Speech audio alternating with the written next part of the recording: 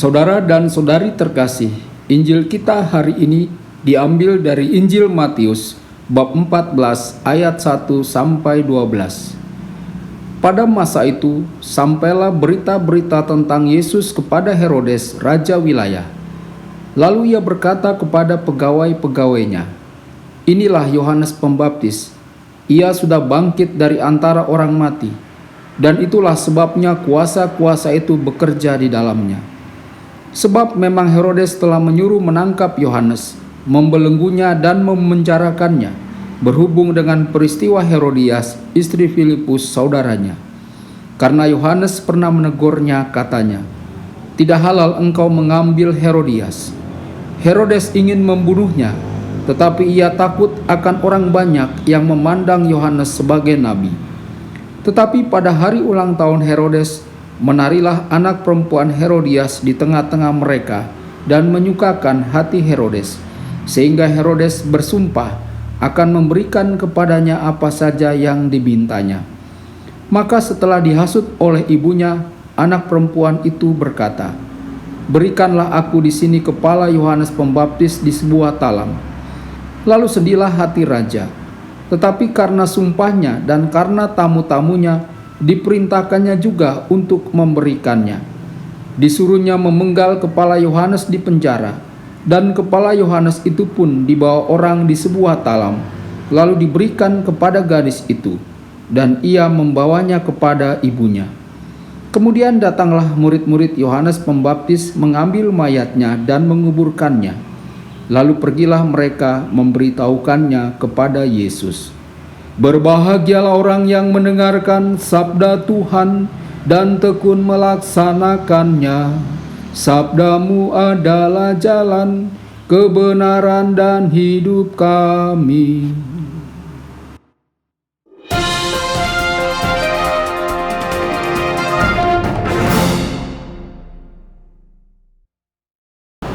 Saudara dan saudari terkasih, jumpa lagi dengan saya Romo Tedens dalam saluran Warta Kabar Sukacita.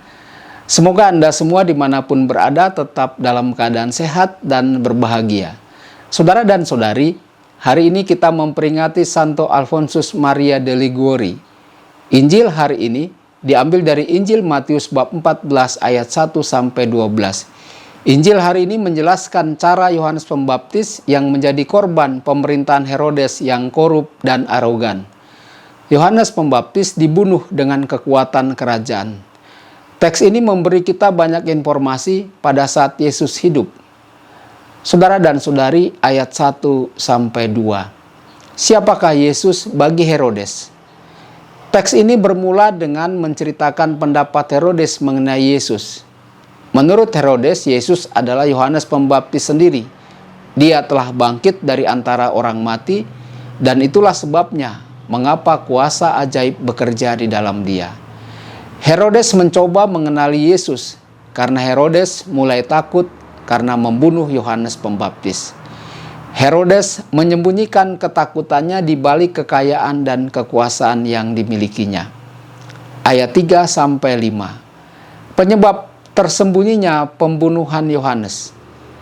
Galilea, daerah Yesus, diperintah oleh Herodes Antipas, putra Raja Herodes Agung dari tahun 4 sebelum Masehi sampai tahun 38 Masehi, selama 43 tahun. Selama masa kehidupan Yesus tidak ada perubahan di Galilea. Herodes adalah penguasa otoriter dan diktator. Dia tidak membuat pertanggungjawaban kepada siapapun. Dia melakukan apa saja sesuai keinginannya yang menunjukkan kesombongannya. Kekuasaan mutlak dimilikinya yang tidak terkontrol. Penguasa yang memerintah Palestina sejak tahun 63 sebelum Masehi adalah Kekaisaran Romawi. Herodes selalu menyenangkan Kekaisaran Romawi dalam segala hal, supaya ia tidak dipecat. Dia melakukan apapun untuk membawa harta kekayaan yang diserahkan ke Kaisar Romawi. Penginjil Matius mengatakan penyebab Yohanes dibunuh karena Yohanes telah mengecam Herodes, karena Herodes telah menikahi Herodias, istri saudaranya Filipus. Flavius Josephus, seorang penulis Yahudi saat itu mengatakan bahwa Alasan sebenarnya untuk memenjarakan Yohanes Pembaptis adalah ketakutan Herodes bahwa akan ada pemberontakan dari rakyat. Herodes suka disebut dermawan rakyat, tapi pada kenyataannya dia adalah seorang tiran. Bagi Herodes, kritik Yohanes Pembaptis kepada dirinya berlawanan dengan hukum. Karena itu mesti Yohanes masuk penjara. Ayat 6-12, rencana pembunuhan. Ulang tahun dan perjamuan meriah dengan tarian dan pesta pora. Dalam Injil Markus bab 6 ayat 21 dikatakan, Herodes mengadakan pesta ulang tahunnya dengan mengundang para pembesar dan orang-orang terkemuka di Galilea.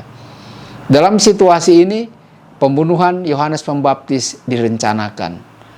Yohanes, seorang nabi, adalah seorang yang tidak akan diam ketika melihat sistem pemerintahan yang korup. Itulah sebabnya Yohanes Pembaptis disingkirkan karena dendam pribadi. Semua ini mengungkapkan kelemahan moral dari Herodes.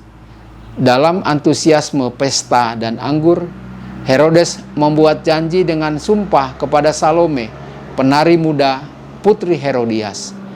Herodes berpikir bahwa ia harus menghormati sumpah ini dan menanggapi permintaan gadis itu.